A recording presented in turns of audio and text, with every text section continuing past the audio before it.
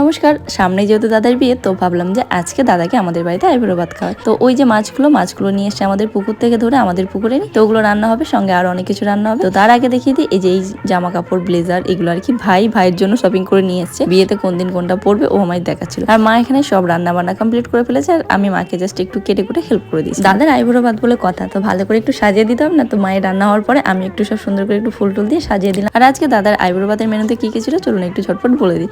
ভাত ছিল, সঙ্গে শাক, 5 রকমের ভাজা, মাছ ভাজা, আর সঙ্গে একটু সবজি, সালাড, ডাল, মাংস, চাটনি, পায়েস, মিষ্টি আর হচ্ছে দই।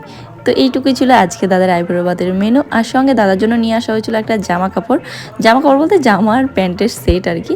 কিন্তু সেটা কি হয়, যখন দাদা চলে যায় তারপরে আমাদের মাথায় আসে। আর সঙ্গে আজকে আর একটা দাদার বৌদিকে আমাদের বাড়িতে খাওয়ানো হয়েছিল, ওদের বিয়ে হয়েছে সবে সবে, তো নতুন দাদা বৌদি। এরপর জামা প্যান্টের সেটটা নিয়ে দাদার বাড়িতে চলে আসি সন্ধ্যাবেলা দাদাকে দিই। আর তখন দেখি দাদার বিয়ের নতুন খাট এসে হাজির।